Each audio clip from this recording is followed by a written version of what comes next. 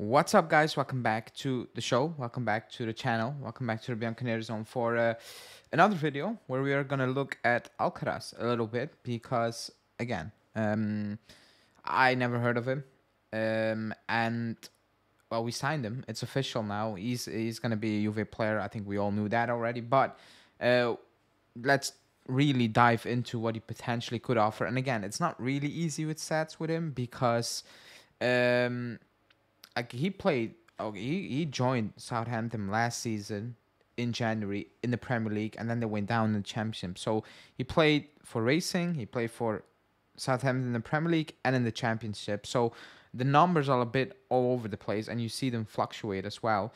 And even this season, he played a lot of games as a quote unquote forward. I think 6 or something like that. Like that's quite a lot, you know. So or like he played more games as a forward than as a midfielder.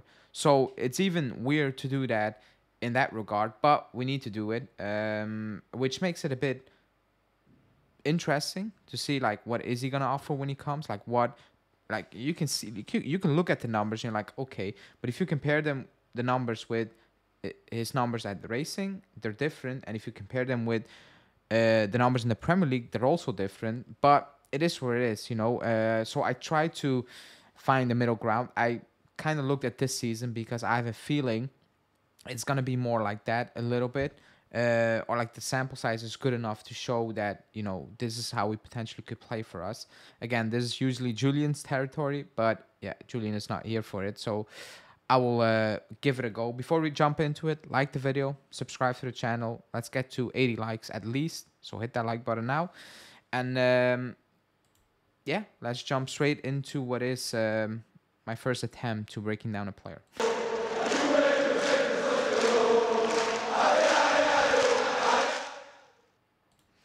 Okay, so I did make some notes. I watched some videos. It's hard to find videos where things go wrong. Like the compilations show the good things. However, I'm not saying a compilation, but I found a short segment where things that went wrong were shown, and they're usually the same thing. So that's what we're going to talk about. Made some notes, but this is it. This is him this season in the Championship. And keep in mind, these stats are compared to, and I put midfielder as a position. I didn't put striker as a position. Otherwise, the numbers look really off, like really off. So it's not fair towards him as well. So I compare the percentiles to midfielders, you know, general in the top 5 leagues, in the top leagues. That's what I kind of did. So as you can see, this is him this season, and it fluctuates.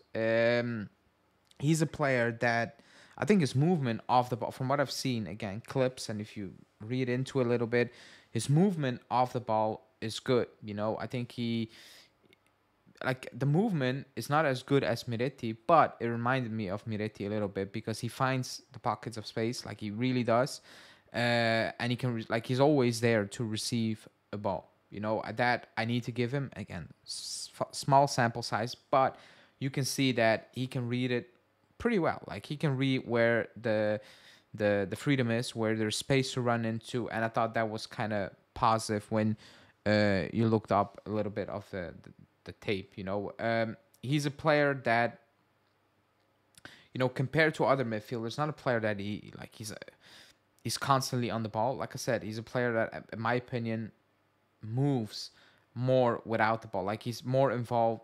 Okay, it's like he's more involved in the game with his movement off the ball rather than actually having possession. We will look at his possession as well, because the passing is a bit off, as you will see in a bit. But overall, like the stats are not shocking. You know, they're not overall, like they're not like Diallo. If you remember, I made a video on Diallo, and you looked at like defensively and on the ball, and it was like it was black and white, which is sounds weird for a defender, but like it was really two worlds apart. It's not really the case with him, but he has aspects that he needs to improve. I think he's better.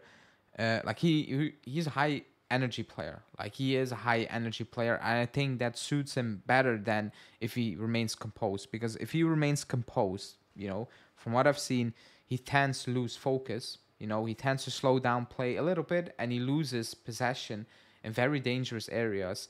Just not because he makes a technical error and gives the ball away cheaply, you know, with a pass, but just that he's not aware of his surroundings when he doesn't play at a high speed, you know, a high tempo, high energy, which is a bit worrying considering how we play, considering how we set up. It's very composed, it's very calm, it's very quote unquote controlled. Like it's not gun ho, it's not full force attack. Like we do not play like that, and it does kind of freak me out when you will get in possession quite a lot in our mid, because our midfielders, they if they touch the ball, it's not like, look at McKennie for example, or Rabiot. They slow play down like crazy.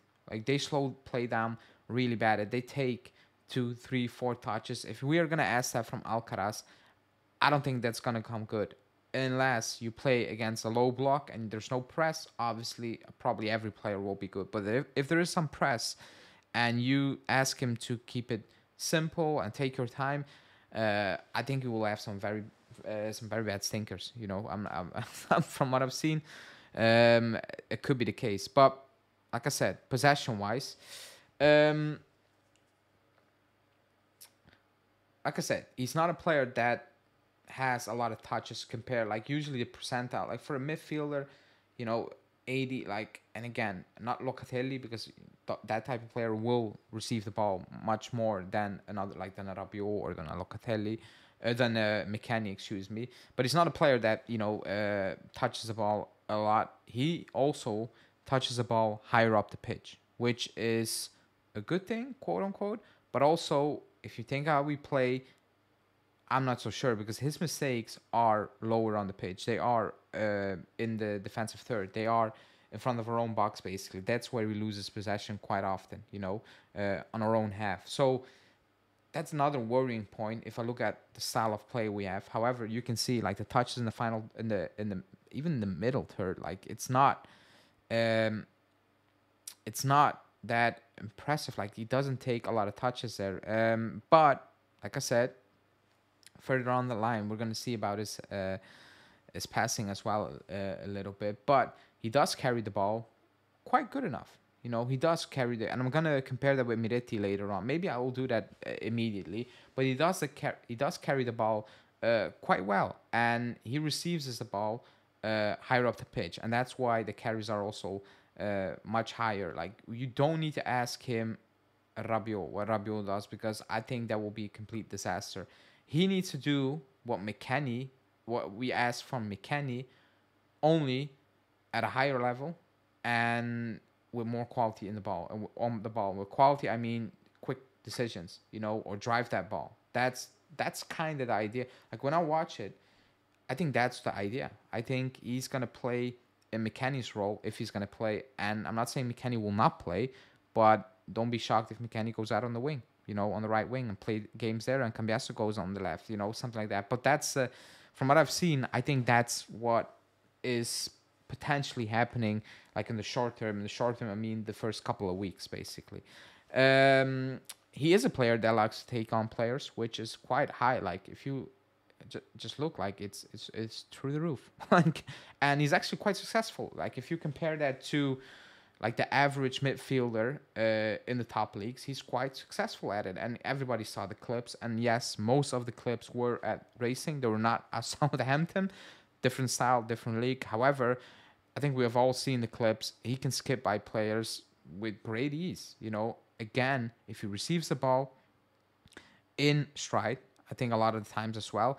And if he can just push up, high energy, speed, then I think he can be a very good player. But if you're going to ask him to receive the ball, drop in, take 2, 3, 4 touches, I think it will be a complete disaster for him with us, because I don't think he takes care of the ball that good, like, well, obviously Rabiot does as well. Like the carries, the progressive carries, they're quite high, you know. Carries into the penalty area, like they're all high. And I will bring up the Miretti one because it makes more sense to bring it up now. This is compared to Miretti.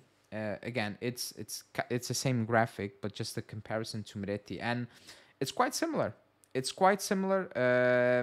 Only Miretti just receives the ball extremely high on the pitch. But we knew that, like he plays the way he played this season, he receives the ball in and around the penalty area. That's where excuse me, Miretti receives the ball quite a lot. Actually, also Alcaraz, however, he picks up the ball in midfield. But if you look at Miretti, he just absolutely does not pick up the ball in midfield quite often, to be honest. But all the rest are, like the stats are extremely similar. Um, Only he does carry the ball more. But again, that's they're two different profiles. Like Miretti is not that type of profile. I didn't compare it to Rabiot's one, but I think the Rabiot one will also be high, or should be high in carries. But with Miretti, because I brought up Miretti, because everybody's assuming, okay, we signed Alcaraz now, that means Miretti is just not really going to see any game time anymore. So that's why I brought it up. But they are similar besides the carries. Like it's more frequent for um, Alcaraz, and maybe that's what Allegri is seeking. Maybe that's what the club is looking at, to add. In January, we need a player that drives the ball. Also, when McKennie drives the ball, I don't know if anyone noticed it. He drives the ball to the sideline. He never goes straight down the middle. He always drives to the sideline, and that's just because he can't. He cannot do that. If you look at Alcaraz, he drives the ball straight down the middle.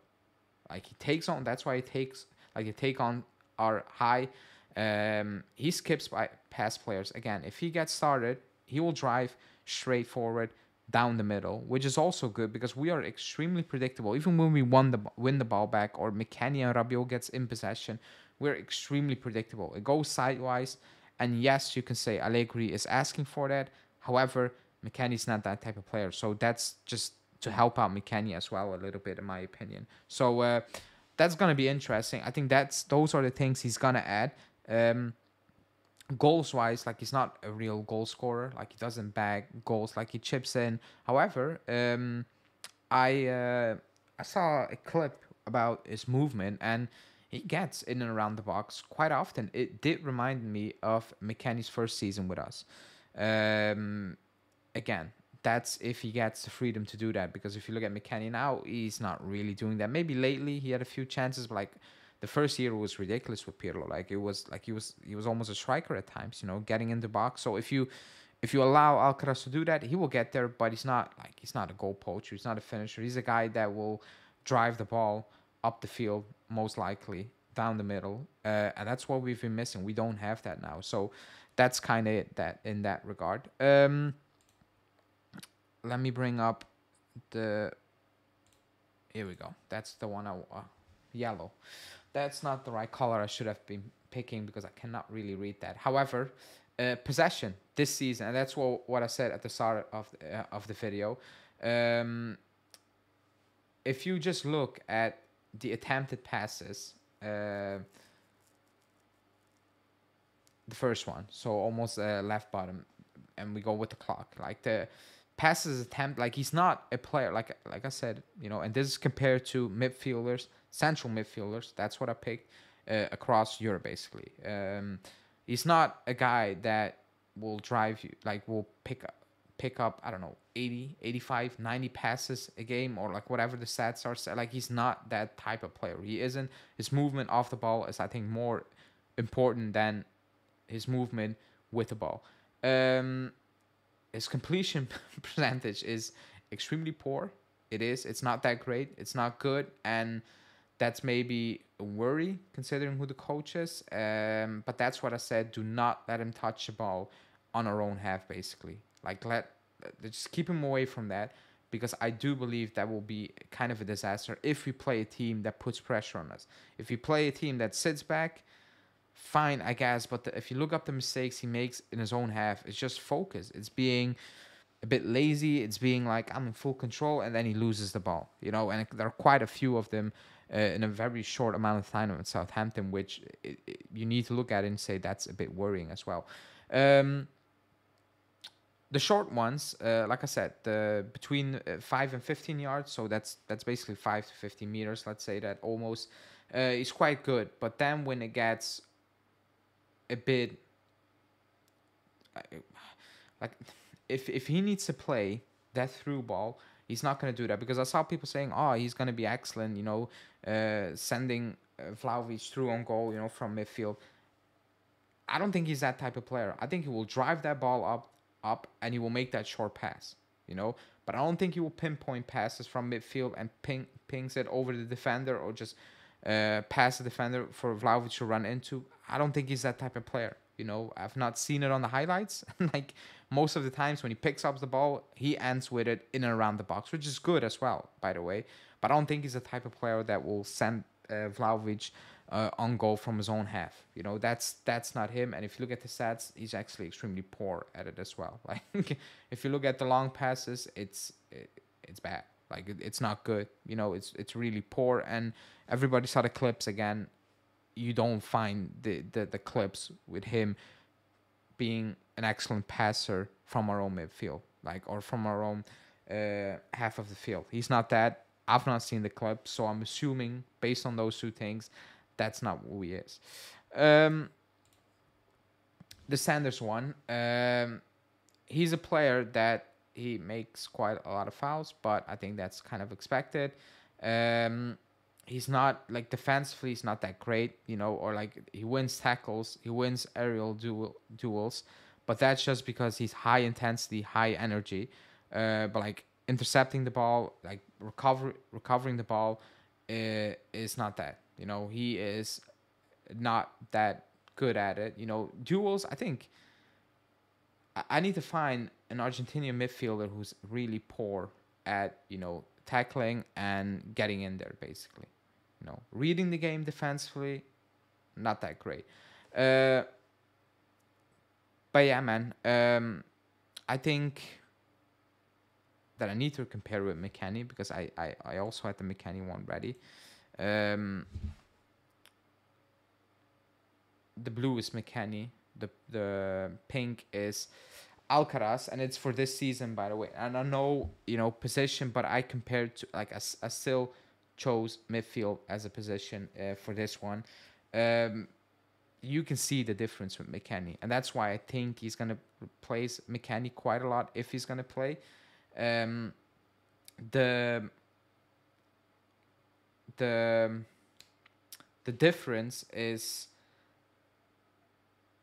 in the passing, but again, like when I was looking at the stats, I'm like, is it fair to do that? Because who's gonna say that McKennie doesn't start and he plays Alcaraz, that Allegri's not gonna limit him, and the stats can go just creeping in and they will look completely like copy paste like McKennie. That's when I was looking at it and I was like, is it really fair to make that statement, or to say, oh, look at this, look at that? Because it all depends at the end of the day how Allegri is going to deploy him, because at Southampton, he played as a striker, forward, behind the strikers, whatever, quite a lot this season. And I don't think Allegri is going to do that. However, you can say, like, you can ask him to play, but retain possession, keep it short, pin it to the sidelines, and maybe make some runs here and there, and just completely eliminate the fact that he can drive the ball, pick it up a little bit, and he's a high intensity player. Like, it all depends on how Allegri is going to deploy him at the end of the day. That's what it is. We can look at stats, and actually with him it wasn't easy, because if you compare it, I could have done an hour video and you will be like, wow, because it looks so different. So we need to see it for ourselves. However, I think it can be a good addition. Actually, I think that the negative things are worrying, but only if you ask him to do certain things. If you allow him to do what he's actually good at and what we are actually missing, I think that was bad. I think he can add something. Forget about, are we gonna buy him, because that's a pointless discussion. Like, the deal sounds really weird. However, it's pointless now. We need to see at the end of the season if it's, April Fools, it was just a loan goodbye, or they're going to renegotiate. Before we get to that point, we need to see what he will offer, obviously. Is he going to play a lot? Will he have an impact? And yeah, man, am I excited? A little bit, because we were asking for this from Giuntoli, a player we don't know who, and you see how it will work out. It's not going to be easy. It's only 4 months, and Allegri has his team now, and he said, I need an experienced player earlier, who does not need time and I can plug into the team, here and there. He's not that. So that's what it makes it very intriguing, interesting. Are we going to see him quite often? Who knows? But for now, those were my positives. Those were my negative based on very confusing stats with him, to be honest. And, the clips. I think he's good in certain areas. I think he's very poor in other areas. But I think you can kind of mask that if you just keep him away from doing, or like put him in a situation where the poor things will absolutely kill us. I really believe that. But I want to be positive. I'm kind of excited because I'm intrigued to see what he will offer. So let's see. Let's see when he will get some game time. Obviously not this week, but who knows? Maybe in a week or two we will see a good 30, 35 minutes at home. And, at that point you can already see a bit more because he plays then in our system, not in a Southampton out of play system. But until then, let's beat Inter. I think that's the most important thing this week. We need to beat Inter somehow. But we will see about that. That's it for this one.